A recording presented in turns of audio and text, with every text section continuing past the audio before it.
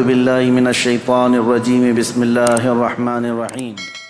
اللہ تبارک و تعالیٰ نے حضور اکرم صلی اللہ تعالیٰ علیہ وسلم کو اولین کا بھی سردار بنایا، آخرین کا بھی سردار بنایا۔ خود میرے آقا فرماتے ہیں انا سید الاولین والآخرین، میں اولین کا بھی سردار ہوں، آخرین کا بھی سردار ہوں۔ اور یہی سرداری ہی تو ہے۔ سب سے بڑی افضلیت کہاں ثابت ہوتی ہے؟ اس وقت جب اللہ رب العزت معراج میں اپنے حبیب کو بلا رہا ہے۔ ایک طرف لن ترانی ہے، ایک طرف لن ترانی قرآن میں آئی ہوئی آیت میں بتا رہا ہوں۔ موسیٰ علیہ السلام اللہ رب العزت کی بارگاہ میں بار بار یوں عرض کر رہے تھے، ربی ارینی، اے اللہ تو مجھے اپنا جلوہ دکھا دے، اے اللہ تو مجھے اپنا دیدار کرا دے۔ اللہ فرماتا ہے لن ترانی، اے موسیٰ تو ہرگز مجھے نہیں دیکھ سکے گا۔ لن عربی میں تاکید کے لیے آتا ہے، نفی تاکید، کہ تم ہرگز نہیں دیکھ سکو گے۔ کس کو کہا جا رہا ہے؟ موسیٰ علیہ السلام۔ آپ نے بار بار اصرار کیا تو اللہ تعالیٰ نے فرمایا ٹھیک ہے، کوہ طور پر آ جاؤ، کوہ طور پر آ جاؤ، نالین نیچے اتارو۔ موسیٰ علیہ السلام کو کیا کہا جا رہا ہے؟ نالین، چپل اپنے نیچے اتارو، کوہ طور پر آؤ۔ اور اللہ رب العزت اپنی پوری ذات نہیں، اپنی ایک تجلی کا اظہار تم پر کرے گا۔ اگر دیکھ سکو تو دیکھ لو، اس کے بعد دوسری منزلیں ہوں گی۔ قرآن کی آیت ہے 9ویں پارے کی، اللہ فرماتا ہے فلما تجلی ربہ للجبل جعلہ دکا وخر موسیٰ صعقا۔ اللہ تعالیٰ نے حکم فرمایا موسیٰ سامنے والے پہاڑ کی طرف دیکھتے رہو، اس درخت کی طرف جو پہاڑ کے اوپر ہے۔ اس درخت پر اللہ رب العزت نے اپنے جمال کی، جلال کی تجلیات میں سے سوئی کے ناکے سے بھی کم، سوئی کا ناکہ ہوتا کتنا ہے؟ بہت چھوٹا سا، سوئی کی انی، اس سے بھی کم حصہ اپنی تجلی کا، اپنی نور کا ظاہر فرمایا۔ قرآن کہتا ہے جعلہ دکا، پورا پہاڑ زلزلہ میں تبدیل ہوا، زلزلے میں آ گیا، پورا پہاڑ جل گیا۔ وخر موسیٰ صعقا، اور غش کھا کر کے موسیٰ علیہ السلام زمین پر گر گئے، غش کھا گئے، دیکھ نہیں سکے کس چیز کو؟ جو سوئی کے ناکے کے برابر رب ذوالجلال کی تجلی تھی۔ فلما افاق قال سبحانک تبت الیک، جب وہ بیدار ہوئے، موسیٰ علیہ السلام نے کہا اے اللہ تیری بلندی ہو، تیری پاکی ہو، میں رجوع کرتا ہوں اپنی اس بات سے جو پہلے کہہ رہا تھا کہ اللہ تو مجھے دکھا دے۔ پھر دوبارہ انہوں نے یہ بات نہیں کہی کہ اے اللہ تو مجھے دکھا دے، اے اللہ تو مجھے اپنا دیدار کرا دے۔ یہ تو موسیٰ علیہ الصلوۃ والتسلیم کی شان ہے، کیونکہ اللہ تعالیٰ نے فرمایا کسی بشر میں یہ طاقت نہیں کہ وہ براہ راست اپنے رب کو دیکھ سکے، کسی بشر کے اندر یہ آنکھیں دی نہیں گئیں کہ وہ براہ راست اپنے پیدا کرنے والے خالق کو دیکھ سکے۔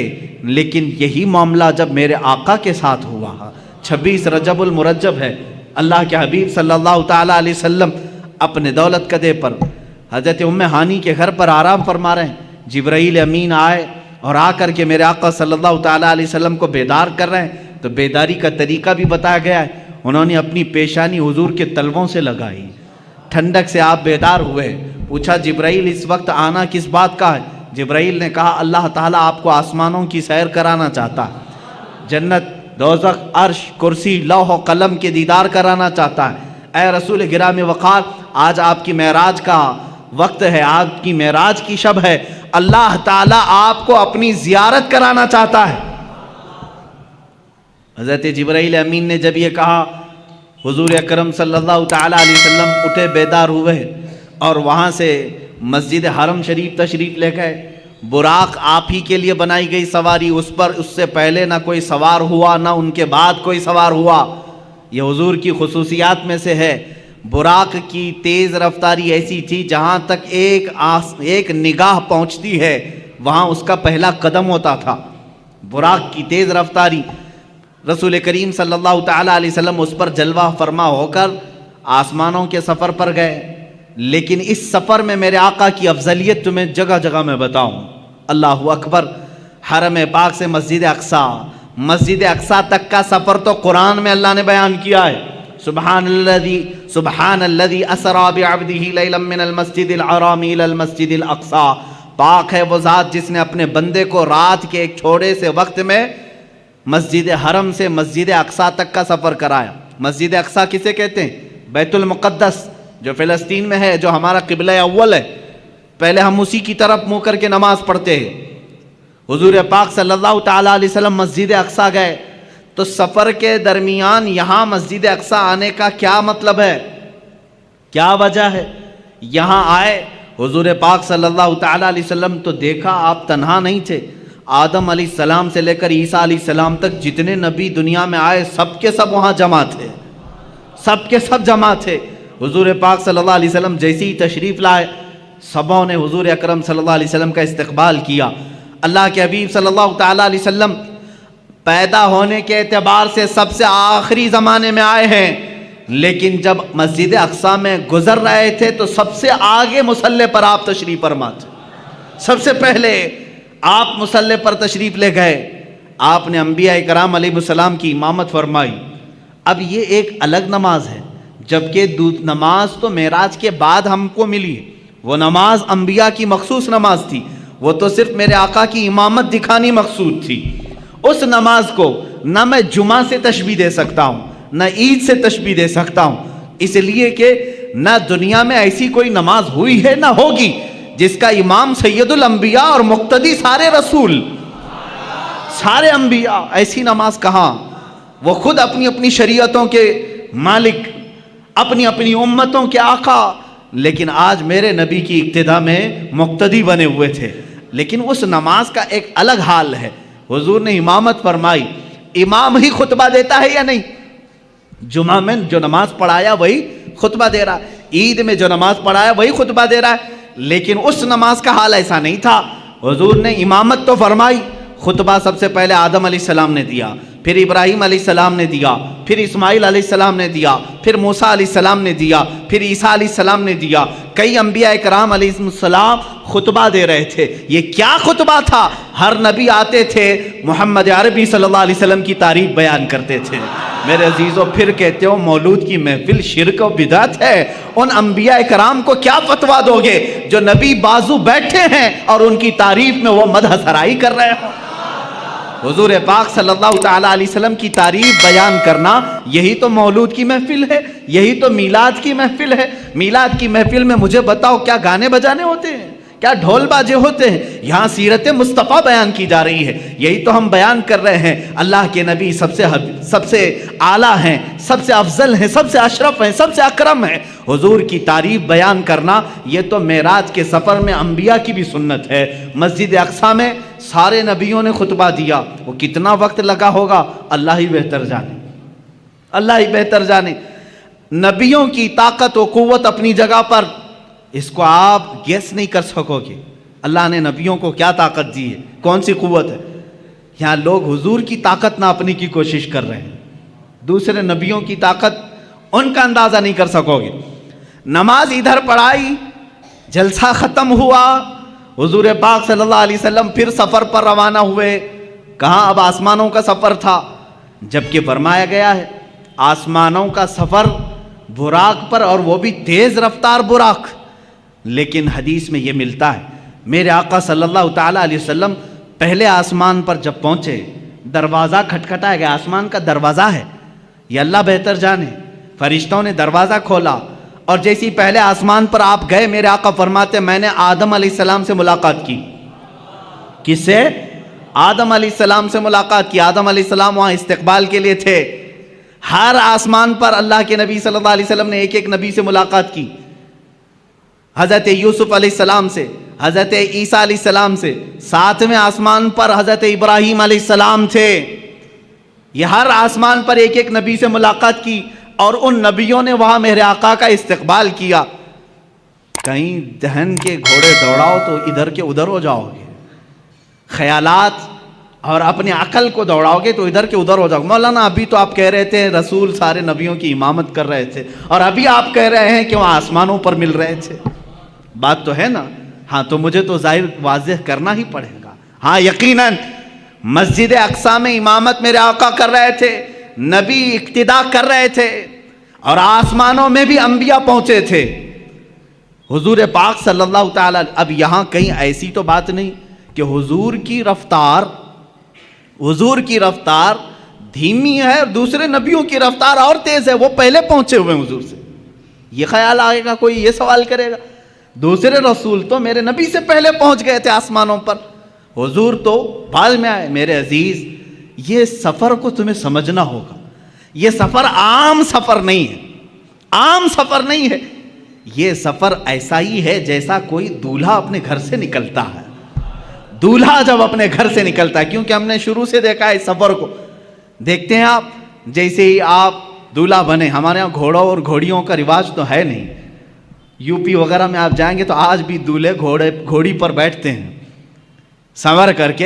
हाँ, आप वो घोड़ी पर बैठते हैं और आप यहाँ गाड़ी पर बैठते हैं, बात एक ही है। जैसे ही दूल्हा सज कर संवर कर तैयार होकर घर से निकलता है, माँ बाप होते हैं, रिश्तेदार होते हैं, खड़े रहते हैं, भाई बहन। घर से जब दूल्हा रुखसत हो रहा होता है, गाड़ी में बिठाने से पहले उसका सदका उतारा जाता है, और जब दूल्हा बहुत खूबसूरत लगता है, माँ कहती है सुभान अल्लाह, बाप कहता है सुभान अल्लाह, भाई कहते हैं सुभान अल्लाह। कहना भी चाहिए, अल्लाह उसको नज़र से महफूज रखे। दूल्हे को देखकर कहते हैं सुभान अल्लाह, बहुत अच्छा लग रहा है, माशा अल्लाह, बहुत अच्छा लग रहा है, कहते हैं नहीं। अब मेरे अजीज, इस सफ़र के शुरुआत में दूल्हा जब तैयार होता है तो रिश्तेदार उसको सुभान अल्लाह कहते हैं। लेकिन जब मेरे आका सल्लल्लाहु ताला अलैहि वसल्लम अपने घर से उठाए गए और मस्जिद हरम में आपका सीने पाक धोया गया और आपको सवारी पर बिठाया गया, अब यहाँ ना कोई रिश्तेदार है। मेरे आका सल्लल्लाहु अलैहि वसल्लम तो यतीम थे, वालिद भी नहीं और वालदा भी नहीं थी, और आपके भाई नहीं थे, बहनें नहीं थीं। अब यहाँ इस दूल्हे को कौन कहे, सवारी पर बैठा है। तब हमने कुरान के 15वें पारे को पढ़ा, अल्लाह फरमा रहा है सुबहान अल्लज़ी असरा बिअब्दिही। ये पारा ही यहाँ से शुरू होता है, कोई और नहीं कहेगा महबूब, तुम्हारा खुदा कहेगा सुबहान अल्लाह। पाक है वो ज़ात जिसने तुम्हें सवार कराया है। ये और शान है मेरे मुस्तफ़ा की। हम गाड़ी पर घोड़े पर बैठे, रिश्तेदार सुबहान अल्लाह कहें, मेरा नबी अगर सवारी पर बैठे तो अल्लाह सुबहान कहे, उनका खालिक खुद कहे सुबहान सुबहान अल्लज़ी। ये सफ़र जो है बाराती और दूल्हों का है। कभी आप नहीं देखते कि यहाँ पर भाई बहन सब तो देख रहे थे गाड़ी पर बैठने के बाद, लेकिन जब दूल्हा हाल में पहुंचा है तो वहाँ देखा यही भाई यही बहनें सब पहले से पहुंचे हुए हैं। क्यों? इसलिए कि दूल्हे का इस्तकबाल करना है। ये सफ़र दूल्हे का इस्तकबाली सफ़र है। यही मेरे अजीज़ हो, जब मेरे आका मेराज के सफ़र में थे, यहाँ इमामत तो की मस्जिद अक्सा में, खुतबे तो सबके सुने, लेकिन जब आसमानों पर पहुँचना था तो हुजूर का जो घोड़ा था, बुराक है, वो धीमी रफ्तार से चल रहा था जैसे दूल्हे की सवारी चलती है। और अंबिया पहले से पहुंचे हुए थे, इसलिए नहीं कि वो नबी से ज्यादा रफ्तार रखते हैं, इसलिए पहुंचे थे कि दूल्हे का उन्हें इस्तकबाल करना था। ये सफ़र की हिकमत है। मेरे आका सल्लल्लाहु ताला अलैहि वसल्लम की ये शान, आपकी अफजलियत हर नबी ने तस्लीम की। कुरान ने खुद इन नबियों से वादा लिया है।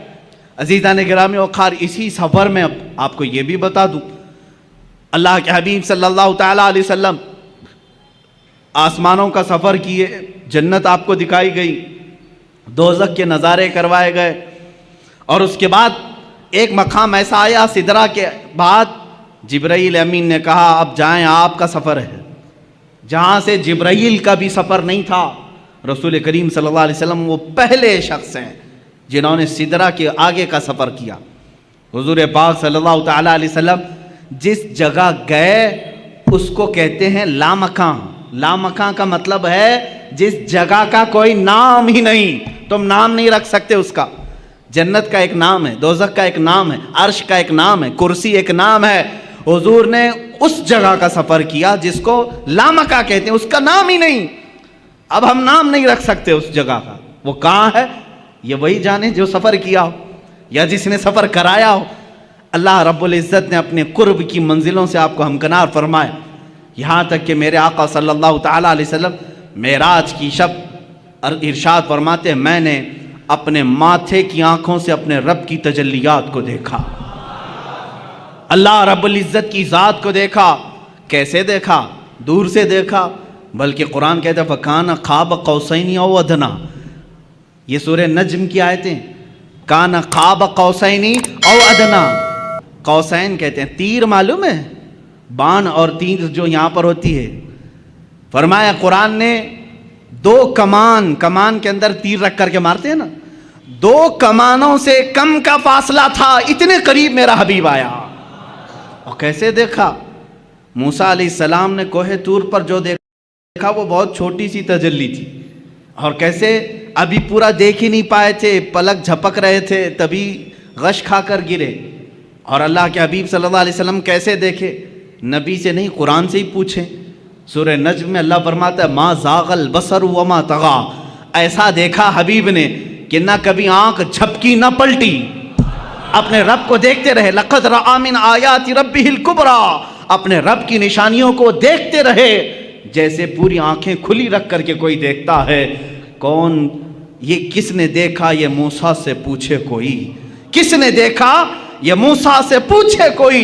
آنکھ والوں کی ہمت پہ لاکھوں سلام. اسی لیے میرے اعلیٰ حضرت نے فرمایا ہے، اب رسول پاک صلی اللہ تعالیٰ علیہ وسلم نے ذات خداوندی کو اپنے ماتھے کی آنکھوں سے دیکھا تھا. اب یہاں موسیٰ علیہ السلام کے دربار میں پھر آتا ہوں. موسیٰ علیہ السلام نے بہت چھوٹی تجلی دیکھی، لیکن کمال اتنی تجلی دیکھنے کے بعد بھی یہ کمال تھا کہ روایات یہ بتاتی ہیں موسیٰ علیہ السلام کی اب آنکھ میں آنکھ ڈال کر کے کوئی دیکھ نہیں سکتا تھا، اتنا جلال تھا، اتنا جلال تھا. اور موسیٰ علیہ السلام فرماتے ہیں رات کے